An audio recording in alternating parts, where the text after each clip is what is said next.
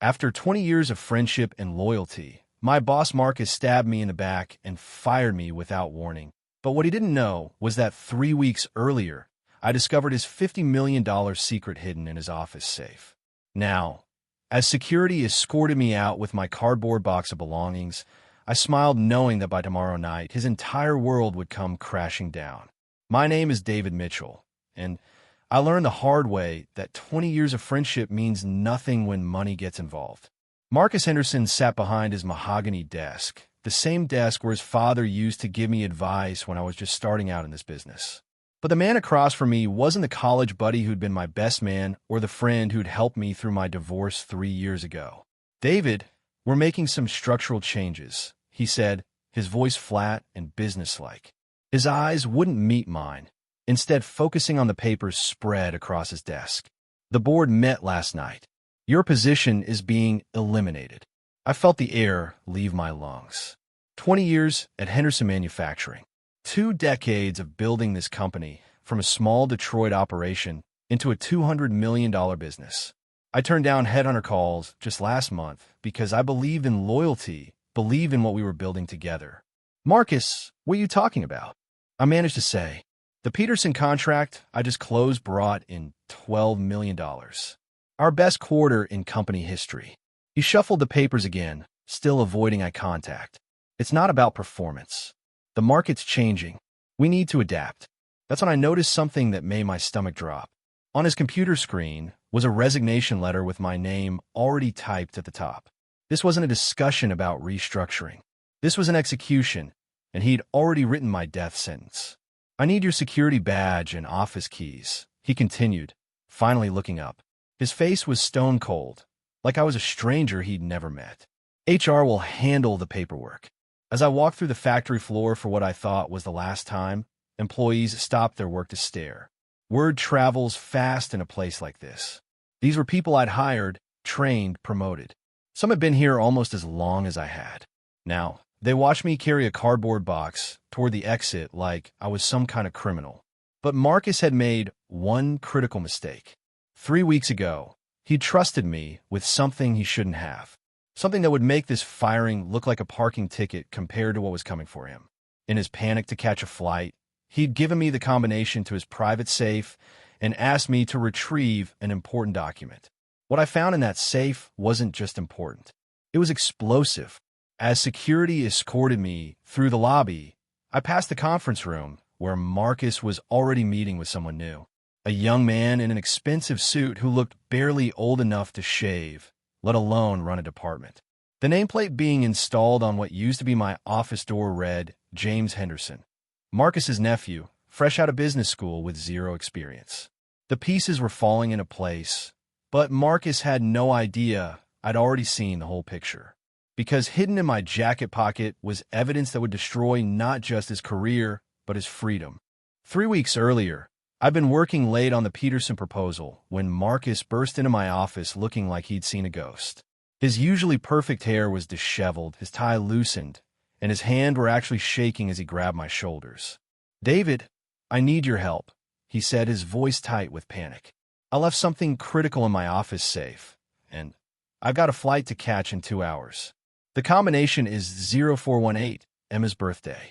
Can you grab the merger proposal and lock it back up?" I'd never seen him this rattled.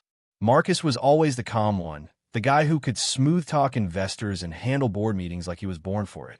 But standing in my office that night, he looked terrified. "Of course," I said. "Which proposal?" "The one in the manila folder. You'll see it. Just grab it and text me when it's secure." After he left, I made my way to his corner office. The safe was hidden behind a family photo of him, his wife Sarah, and their daughter Emma. I punched in the combination and heard the heavy click as it opened. Inside were the usual things you'd expect. Important contracts, insurance policies, his father's old watch. But underneath everything else was a thick manila folder labeled Project Clearwater in Marcus's handwriting. I pulled out what I thought was the merger proposal he needed, but something else caught my eye. Financial statements showing wire transfers to offshore accounts. Bank routing numbers I didn't recognize. And then I saw the letterhead that made my blood freeze. Titan Industries, our biggest competitor. My hand started shaking as I flipped through page after page of documents. Detailed blueprints of our manufacturing processes, client lists with pricing information, internal memos about upcoming product launches. Everything that gave Henderson Manufacturing its competitive edge was being sold to the enemy. The payments totaled $8.7 million over 2 years. But it wasn't just industrial espionage. The final document was a merger agreement showing that Titan would acquire Henderson within 18 months. Marcus would walk away with a $50 million golden parachute, while every single employee would be laid off. I sat in his leather chair, staring at the proof that my best friend was destroying everything his father had built. The man I trusted with my career, my future, my loyalty, was planning to throw away 800 jobs for money. But what really twisted the knife was seeing the signature on the final page. This wasn't some corporate decision made in a boardroom. Marcus had been planning this betrayal for years, slowly selling us out piece by piece while pretending to be the concerned CEO fighting for the company's future. I photographed every document with my phone, then carefully placed everything back exactly as I found it. When I texted Marcus that the proposal was secure, he responded immediately. "You're a lifesaver. I owe you one." If only he knew how much he was about to owe me. Sitting in my driveway after being fired, I pulled out my phone and dialed a number I'd been avoiding for months. Jessica Rodriguez, investigative reporter for the Detroit Business Journal, had been calling me regularly about suspicious corporate mergers in the automotive industry. I'd always brushed her off out of loyalty to Marcus. That loyalty had just cost me my career. "David Mitchell," she answered before I could speak. "I was wondering when you'd finally call me back." "I think I have something you'll want to see," I said, my voice steadier than I felt. "But we need to meet in person. Tonight." An hour later, we sat in a corner booth at Murphy's Diner, 20 miles outside Detroit. Jessica was younger than I'd expected, maybe early 30s, with sharp eyes that seemed to catalog every detail. I slid a flash drive across the sticky table. "Everything's on there," I said. "Financial records, merger documents, offshore bank accounts. Marcus Henderson has been selling our company's secrets to Titan Industries for 2 years." Her laptop screen reflected in her glasses as she scrolled through the files. "David, this is massive. We're talking about securities fraud, breach of fiduciary duty, possibly racketeering. But I need more than documents. Can you give me proof of an active transaction?" I leaned back in the worn vinyl booth, thinking, there's a meeting tomorrow night. Marcus thinks firing me eliminated the threat, but I still have building access through the old security system I helped design 5 years ago. "What kind of meeting?" "The final handoff. Marcus is delivering the last batch of proprietary files to Robert Kane, Titan CEO. If we can record that exchange, you'll have direct evidence of corporate espionage." Jessica closed the laptop and studied my face. "David, if you're caught doing this, you could face criminal charges. Are you sure you want to risk it?" I thought about the 800 employees who had no idea their jobs were being sold out from under them. People like Susan in accounting who'd worked here for 15 years to put her kids through college. Tom on the assembly line who was 3 years from retirement. They deserve to know the truth.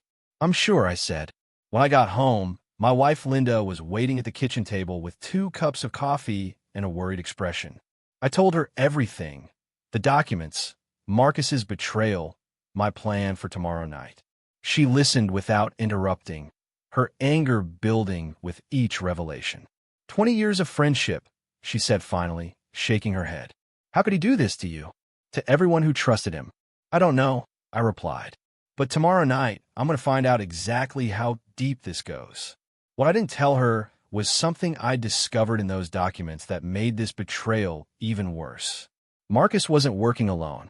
The merger papers showed a second signature from someone else inside Henderson Manufacturing, someone who'd been helping him all along. At 9 o'clock the next night, I used my old security codes to slip through the loading dock entrance of Henderson Manufacturing. My access should have been revoked hours after my termination, but Marcus had been too focused on celebrating my departure to handle the technical details. That oversight was about to cost him everything. I moved quietly through the darkened hallways, past my old office where James Henderson's nameplate now hung on the door. The building felt different at night, hollow, like it was holding its breath. I made my way to the executive conference room on the top floor, where I'd hidden a small recording device earlier that afternoon during a quick visit to retrieve personal items. Through the frosted glass window, I could see Marcus pacing back and forth, checking his expensive watch every few seconds. His usual confidence was replaced by nervous energy, and I realized this meeting was just as dangerous for him as it was for me. At 9:15 sharp, Robert Kane walked in with two assistants carrying briefcases. Kane was everything you'd expect from a corporate predator: silver hair, tailored suit, cold eyes that calculated profit and human suffering. But the real shock came when the third person entered the room. Patricia Wells, our chief financial officer, strode in like she owned the place. I felt my world tilt sideways. Patricia had been with Henderson for 12 years, always positioned herself as the voice of fiscal responsibility, the one person on the executive team who supposedly kept Marcus's ambitious spending in check. She'd even criticized the Peterson contract publicly, calling it too aggressive for our current market position. "Do you have the final batch?" Kane asked without any small talk or pleasantries. Marcus slid a leather briefcase across the polished conference table. "Everything you requested. Manufacturing specifications, client databases, employee performance reviews, upcoming product launch schedules. After tomorrow's announcement, Henderson Manufacturing will be finished as an independent company." Kane opened the briefcase and examined the contents like a shopper checking produce. "Excellent. And the board of directors?" Patricia laughed at the question. "Those old fools still think we're considering a strategic partnership to expand our market reach. By the time they understand what's really happening, the merger will be signed and they'll have no choice but to approve it or face shareholder lawsuits." "What about David Mitchell?" Kane asked, and my blood turned to ice. "Your intelligence reports said he knows our operations better than anyone. Could he cause problems?" Marcus waved dismissively. "Already handled. Terminated him yesterday morning. He was getting too close to some financial irregularities in the Peterson account." My mind raced. The Peterson contract, the $12 million deal I'd closed just last month, was part of their scheme. They'd been using it to justify the merger, claiming Henderson needed Titan's resources to handle such large projects. Every success I'd achieved had been twisted into evidence of our company's weakness. Kane nodded approvingly. "Smart move. Mitchell's reputation in the industry could have rallied opposition if he'd discovered the truth." "What's his severance situation?" "Standard package," Patricia replied, consulting her tablet. 2 weeks' pay, basic health insurance continuation. Nothing that would raise suspicions about why we really needed him gone. The casual way they discussed destroying my career made my hands clench into fists. 20 years of dedication reduced to a line item in their conspiracy. But then Kane said something that made me forget my personal anger entirely. "Once tomorrow's announcement goes public, we need to move quickly on the other targets. The FBI has been investigating our acquisition methods in Ohio and Michigan. This needs to be the last deal we close using insider cooperation." The FBI was already investigating Titan Industries, which meant I wasn't just recording evidence of corporate fraud. I was documenting an active federal case. These people weren't just criminals. They were part of a pattern that law enforcement was already tracking. As they continued planning the destruction of my company, I realized the scope was even bigger than I'd imagined. Kane bragged about acquiring 6 other manufacturing companies using identical methods over the past 3 years. Plant an accomplice inside the target company, steal trade secrets over time, then force a merger through manufactured financial crisis. Each acquisition had destroyed hundreds of jobs while making Kane's investors millions. But Patricia's next words revealed just how deep this conspiracy went. "The timing is perfect," she said, pulling up financial projections on her laptop. "Our quarterly reports show exactly the profit margins we need to justify the acquisition price. The board will see merger as the only way to maintain growth." She'd been manipulating Henderson's financial reports for months, creating artificial problems that made Titan's takeover look like salvation instead of theft. Every budget meeting where she'd warned about cash flow problems, every presentation about market challenges, All of it had been theater designed to make the board desperate enough to accept any deal. As I crept back through the dark hallways toward the exit, my phone buzzed with a text from an unknown number. Stop digging or face the consequences. Someone else knew I was investigating, and they weren't playing games anymore. I didn't sleep a single minute that night, and by 5 in the morning I was sitting in an all-night diner downtown, waiting for someone I'd never met but who might be my only hope. Tom Bradley had been calling me for weeks, leaving voicemails about important information regarding Titan Industries. I'd ignored him completely, thinking he was just another headhunter or sales guy. Now I realized he might be the key to everything. When a silver-haired man in his 60s walked through the diner door and scanned the room, I knew it was him. Tom Bradley moved with the careful confidence of someone who'd built and lost companies, who understood corporate warfare from personal experience. With him was a woman in a dark business suit who immediately set off my law enforcement radar. "David Mitchell," Tom said, sliding into the booth across from me. "This is FBI Special Agent Sarah Collins. She's been investigating Titan Industries for the past 8 months." Agent Collins placed a small recording device on the table between us. "Mr. Mitchell, what you recorded last night isn't just evidence of corporate fraud.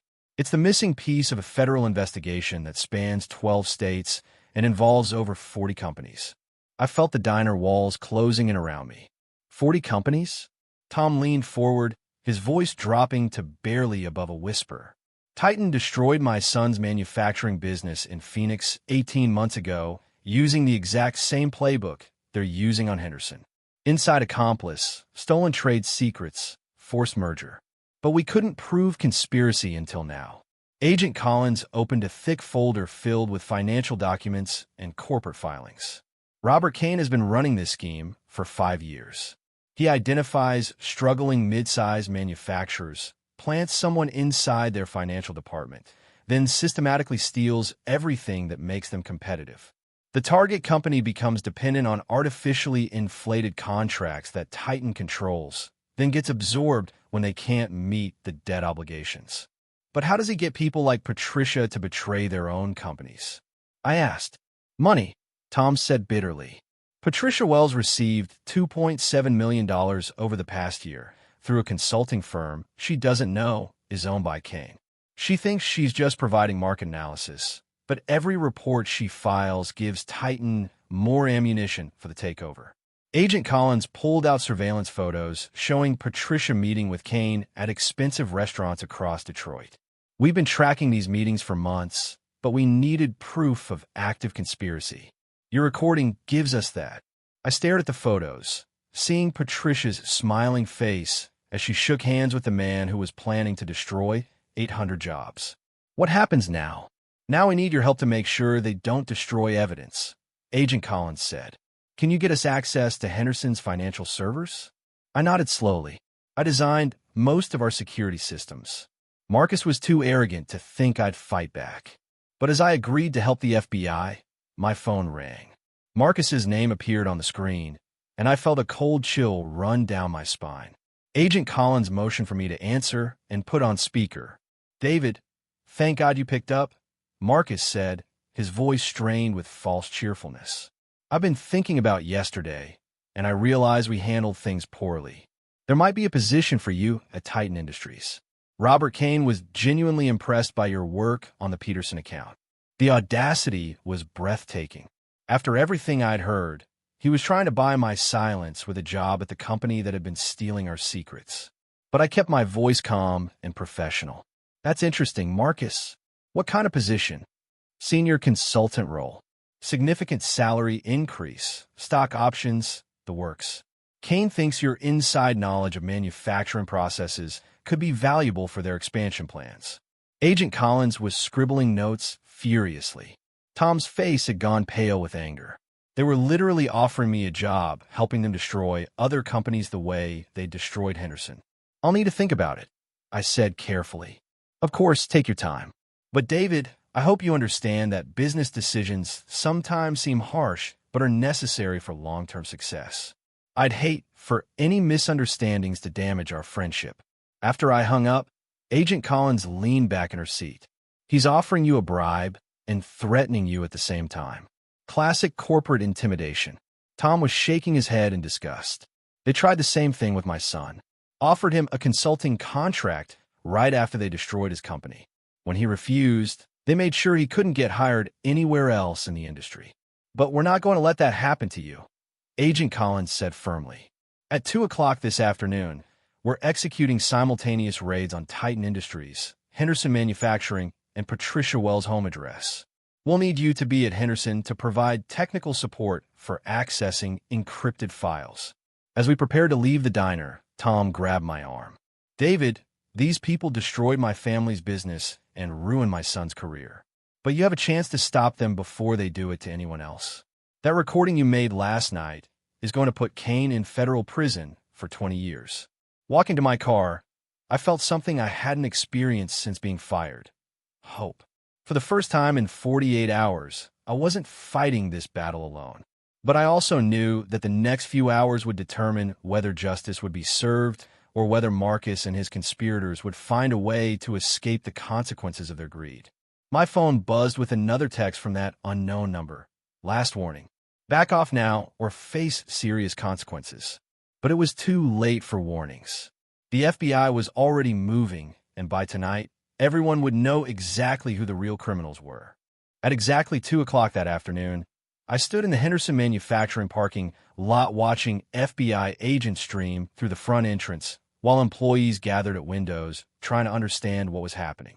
Agent Collins had positioned me near the loading dock with a laptop connected to the company's secure network, ready to help decrypt files that Marcus and Patricia thought they'd hidden forever. David, we're accessing the main financial database now, Agent Collins said through my earpiece. Can you guide us to the offshore account records? My fingers moved across the keyboard with muscle memory built over 20 years. Third folder down, labeled International Partnerships. The real files are hidden behind a password protection system I helped design 3 years ago. Inside the building, I could see Marcus being led away in handcuffs, his expensive suit wrinkled and his face pale with shock. Through the conference room windows, FBI agents were photographing every document while Patricia Wells sat at the table, no longer the confident executive who'd laughed about destroying people's lives. Agent Collins emerged from the building, carrying several boxes of evidence. We found everything, David. Bank records showing $8.7 million in payments to offshore accounts, email chains proving the conspiracy, even backup files Marcus thought he'd deleted. But the real surprise came when Robert Kane was arrested at Titan Industries. Unlike Marcus and Patricia, Kane didn't go quietly. Security cameras captured him screaming about government overreach and claiming he was just conducting legitimate business acquisitions. The contrast was striking. While my former boss had crumbled under pressure, the mastermind behind the scheme was showing his true colors as a man who believed rules didn't apply to him. By 4 o'clock, local news trucks had arrived. Jessica Rodriguez was broadcasting live from the Henderson parking lot, explaining how an employee's discovery of corporate fraud had uncovered a multi-state conspiracy.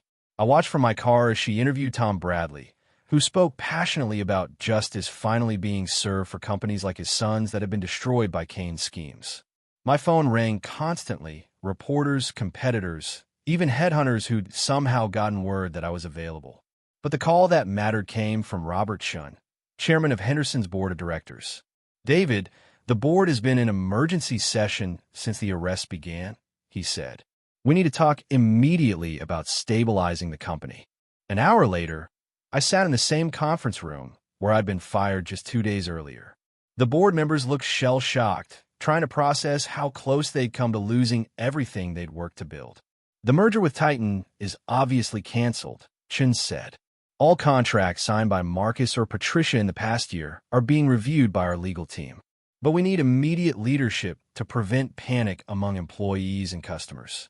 Board member Elizabeth Torres leaned forward. David, we know we treated you badly. Marcus convinced us that restructuring was necessary for competitiveness. We had no idea he was planning to sell the company out from under us. What are you proposing? I asked. Chin placed a contract on the table. Interim CEO position, with full authority to make operational decisions. The FBI says stolen assets will be recovered, but we need someone who understands every aspect of our business to guide us through this crisis. I looked around the room at executives who'd approved my termination 48 hours earlier. Some appeared genuinely remorseful, others just desperate to save their own positions. But behind their corporate desperation was something more important: 800 employees who needed leadership through the chaos Marcus had created. "I'll do it," I said, "but with conditions." Over the next 6 months, Henderson Manufacturing not only survived, but flourished under new leadership focused on transparency and employee welfare. The Peterson contract led to 5 additional major deals worth over $60 million. Our stock price doubled as investors gained confidence in our ethical business practices. Marcus received 15 years in federal prison for conspiracy, fraud, and racketeering. Patricia got 12 years and was ordered to forfeit all assets purchased with stolen money. Robert Kane drew 25 years and faced civil lawsuits from 43 companies seeking damages for his systematic destruction of American manufacturing businesses. At the company holiday party, Tom Bradley raised a toast to everyone who'd fought back against corporate corruption. His son had received a settlement that allowed him to restart his business, and 3 other companies destroyed by Kane's schemes were being rebuilt with recovered assets. Linda found me on the factory floor afterward, watching employees celebrate with their families. "Any regrets about how this all played out?" she asked. I looked around at people who still had jobs, because we'd refused to let greed triumph over justice. Susan in accounting was planning her daughter's wedding with the security of knowing her position was safe. Tom from the assembly line was looking forward to retirement with his pension intact. "Not all," I said. "Sometimes the people who try to bury you just end up digging their own graves." Marcus had thought firing me would eliminate the biggest threat to his scheme. Instead, it created the one person with nothing left to lose and everything necessary to bring him down. 20 years of loyalty had taught me how to build systems that protected companies from threats. I just never imagined I'd use those skills to protect Henderson from its own CEO. The company that Marcus tried to destroy was now stronger than ever, built on the foundation of accountability he'd tried so hard to avoid.